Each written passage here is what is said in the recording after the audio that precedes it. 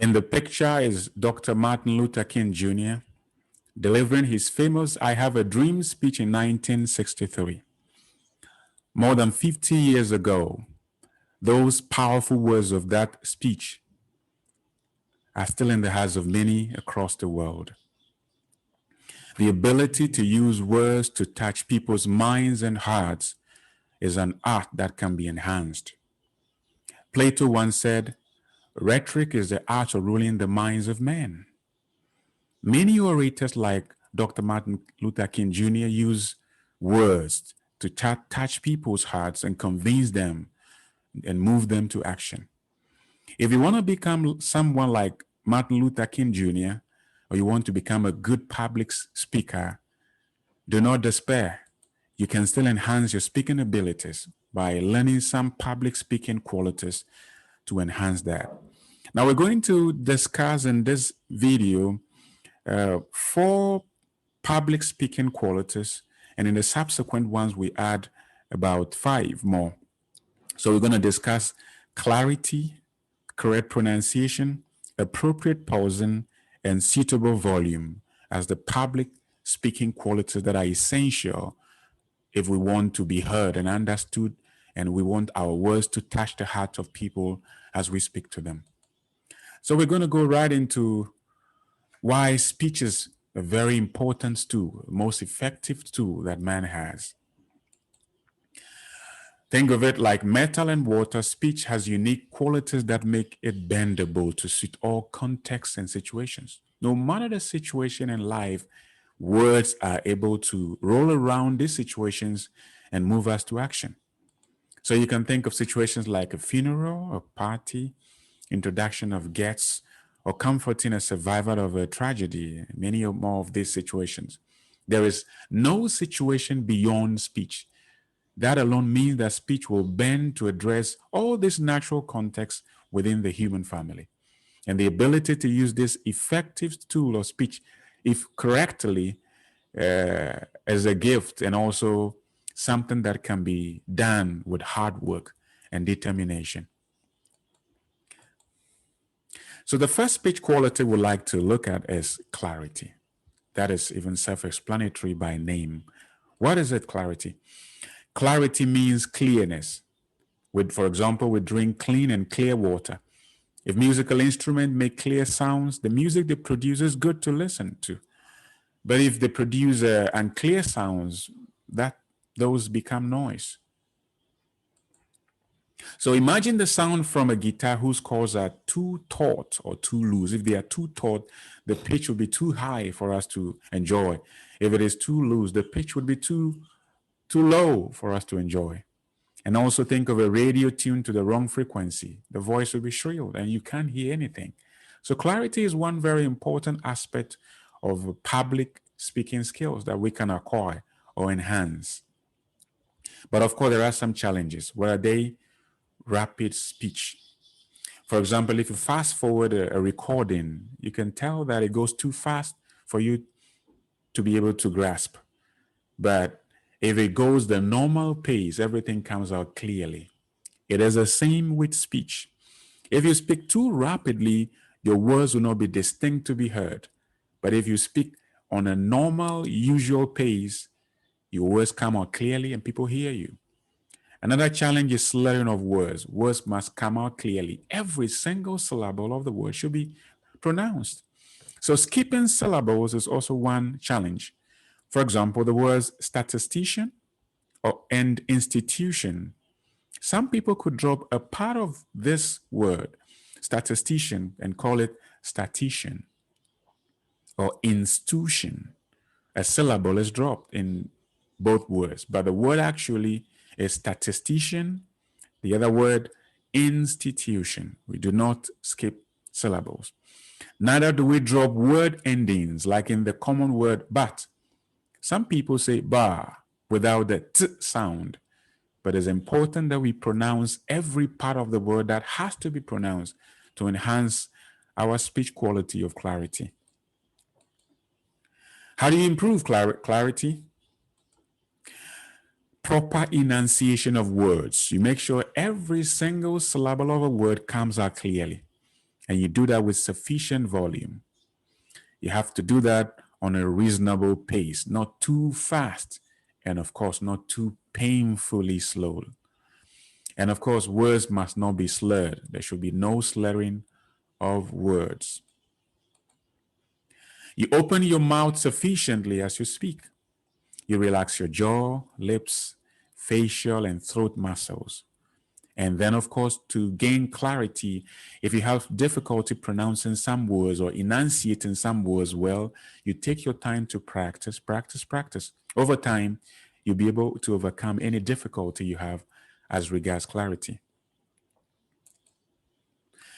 Then you can practice a 2-minute talk on the following topics, like in a class discussion: how I spent the last vacation, my favorite hobby, my dream job, how I understand life. Let someone listen to you as you speak and point out to you the words that you did not call out clearly, so you could work on them and overcome your difficulty as regards the speech quality of clarity. Then another speech quality we need to master to be able to enhance our public speaking abilities is correct pronunciation. Pronunciation is key. And of course, we have challenges. The challenges are that pronunciation rules are unique to languages. And when we come to English, for example, English has about 44 sounds, but just 26 letters to match these. So it means that it's not a question of a letter to sound, because some letters or combination of letters are pronounced differently in different environments. For example, the combination GH can be silent as in the word though, but it can be pronounced f as in the word cough. Isn't that interesting? Of course. So we need to learn the particular ways a word is pronounced in a particular language, such as English. And in English, if we always want to go by the way, pronounce words by the way they are spelled, we will fall victim to what is called spelling pronunciation. It is true that many words in English, much as in other languages, are pronounced exactly the way they are spelled. But some words are not pronounced the way they are spelled. So if you go by spelling pronunciation, you may make mistakes sometimes. So we take time, learn the correct pronunciation of words. And of course, many people are not first users of the English language. English is a second language to them. So we have first language influence. But we need to try as much as we can not to let these influences affect the way we pronounce words, so that even if we have an accent, our words can be pronounced correctly, and anybody who speaks English in any part of the globe can hear us clearly and understand us as we speak. Then, of course, laziness. We hear a word pronounced by someone and we take for granted that's a correct pronunciation. We need to do more. Find out how the word is pronounced. How do we improve correct pronunciation? We use the proper sounds to vocalize words, and we stress the right syllables. English, for example, is a language of stress, which means a particular portion of a word will be given more highlight, more sound, or more volume than other part of it that we have to take time to learn. For example, the word educate is pronounced by many West Africans as educate. So educate, is the stress part of that verb. But if it is unstressed, it becomes educate. And so we miss the mark in stress. So we have to learn the way these words are pronounced beautifully. These days we have online dictionaries that can teach us the way a particular word is accurately pronounced. And then we look up words in a dictionary and learn also from good speakers how words are pronounced. Then we have some mispronounced words. I would like to just have a look at them. Some mispronounced words. For example, the first one we can see is quarantine. Interestingly, in West Africa, before coronavirus struck, most people pronounce the word quarantine, quarantine. But the correct pronunciation, as we now see, and even as we have learned around this time, is quarantine, not quarantine. And then we have the word gear, not gear. It's gear, it's a hard g, gear. And then the word is not facet, because we can see face in it, F-A-C-E, but it is facet, facet. And the other word is not annihilate, it is annihilate, annihilate, not annihilate. And then we have the word sachet or sachet, not sachet. Sachet, not sachet. Kennel, not colonel. Kennel. Then we have the word clack, clack. Digital, not digital. Digital. Kowtow, not koto. Fiery, not fiery. Deposit, not deposit. Dove, not dove. If we're referring to the bird, the fly, the bird, dove. But the past tense of dive can be dove, spelled the same way. But a bird, dove. Then this word is not country, but country, country. This is not succumb or succumb, but succumb, succumb, succumb. This is not sword, but sword, sword. This is not debris, but debris, debris. This is cucumber, cucumber, not cucumber or cucumber. It's cucumber. So if you learn the correct pronunciation of words, people do not pay attention to our mispronunciation. They listen to what we hear, and that can enhance our speaking abilities. Now we want to move on to appropriate pausing. Pausing itself is a speech quality, and if mastered well, we'll be able to reach the heart of people as we speak. What is it? Make complete stops at appropriate stages of your delivery. Of course, you do not need to pause for 1 hour, 30 seconds, but even in rapid speech, people can tell if you pause appropriately for thoughts to be driven to the heart of people as they listen to you. You make appropriate pausing because appropriate pausing enhances clarity. And then make important points stand out. If you pause appropriately, you make important points sink into people. So if you speak and you say, what a wonderful day we have, and you pause for, say, 5 seconds, that goes into the heart of people because you give them time to be able to think about it and digest the point. But we have challenges. Of course, one of the challenges is rapid speech. If we speak too rapidly, we would not be able to pause appropriately and then send out clear signals as to what we want to say.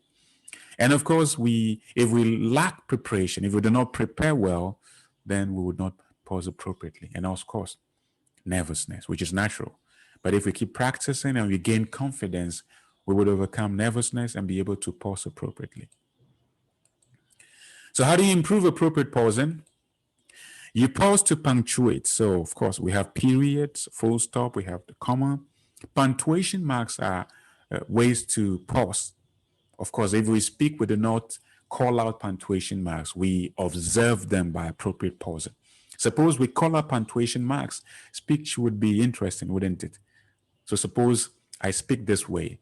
One day when I came out of the house, comma, I was expecting to see someone, comma, but nobody was there, full stop. But no, we would not call out punctuation marks, but we will pause appropriately as though we were punctuating as we speak. We also pause for a change of thoughts. We pause for emphasis. We pause when circumstances require it. Suppose there is a loud noise somewhere while I'm doing this video. I need to pause for the noise to die down, and then I continue. And then we also pause to allow for response if we engage in a face-to-face conversation. So pausing is key as a speech quality, either in conversations or in public speaking situations. Then the last speech quality we'd like to discuss for this video, before we move on to the next video to talk about the other ones, is suitable volume. Volume is important. If you cannot hear what someone says, you will not be able to act on it, would you? Then, to be heard clearly, we must speak with sufficient loudness or intensity of voice. Sufficient, not too loud, and also not too low. If it is too loud, we hit the eardrums of people. And also if it is too low, people may struggle to hear us. So we need to speak with sufficient volume and loudness and intensity of voice for people to hear us clearly. The things to consider We need to consider the size and the makeup of the audience. We need to consider distracting noises and also the material being discussed and also your objective so that your volume can be adjusted appropriately. So what are the challenges of appropriate volume or suitable volume? Weak voice. Some are natural. Some people have a weak voice. But there are many ways that weak voices can be trained. I think if we search on many other videos on YouTube or read books on how we can train our weak voices, it's possible that we can get better than we are now. And also some natural speech defects. But no matter these challenges, we can still do our best in having suitable volume. So the importance of suitable volume is to hold attention to large groups, to counteract distractions, also used for emphasis, to stimulate to action, to get the attention of an individual or group. So sometimes a voice can be lowered and the person speaks one at a time and the point goes home. Other times our voices can be raised when we are excited. So even suitable volume situations come in and we have to look at that and make it more natural, not something that happens all of a sudden, but make it very natural. How do we improve suitable volume? We observe reactions of the audience. We increase the volume to be heard comfortably. We must understand that increased volume is not the same as shouting, and we must feel the lower part of our lung. We must feel the lower part of our lung so that we can breathe well. As we breathe well during our speech, we have enough air in our lungs to use for speech. So these are some of the speech qualities. We've seen suitable volume, we've seen clarity, we've seen correct pronunciation, we've seen appropriate pausing. Keep practicing this fall and see whether your speech would not be enhanced. And as you practice, let people listen to you. And I can assure you that you get better as you practice these speech qualities. Thank you very much.